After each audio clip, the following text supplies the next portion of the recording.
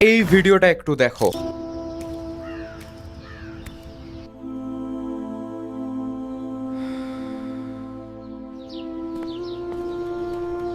বিপদে পড়ে তুমি 10 জনকে ফোন দিছিলা, একজনও তোমার ফোনটা ধরে নাই। কিন্তু যার কাছে ফোন দেওয়া লাগে না, যার লাইন কোনোদিন ব্যস্ত থাকে না, তার কথা তোমার মনেই পড়ে নাই। আমরা কোনো একটা সমস্যায় পড়লে মানুষের কাছে সাহায্যের জন্য দৌড়াই, কিন্তু আমরা ভুলে যাই যে সমাধানের ক্ষমতা মানুষের হাতে নাই। আমাদের সমস্যা সমাধান করতে পারবে একমাত্র আল্লাহ রাব্বুল আলামিন। মানুষ সুসময়ের বন্ধু বস। কঠিন সময়গুলোতে তোমার আশেপাশে তাকায় দেখবা কেউ নাই, কিন্তু আল্লাহ শত গুনাহ করার পরেও তুমি যখন আল্লাহর দরবারে আসো, তিনি তোমাকে ফিরিয়ে দেন না, মাফ করে দেন। তাই বিপদে ধৈর্য হারা হইও না। মসজিদে চলে যাও, 2 রাকাত নামাজ পড়ো, সিজদায় গিয়ে আল্লাহর কাছে মনের সব কথা খুলে বলো। মানুষ তোমার দুর্বলতাগুলো জেনে গেলে তোমাকে আঘাত করার আরো সুযোগ পাবে। আর মানুষ যখন একে একে সব দরজা বন্ধ করে দিবে, তখন মনে রাখবে বস, আল্লাহ রাব্বুল আলামিনের দরজা তোমার জন্য সব সময় খোলা আছে।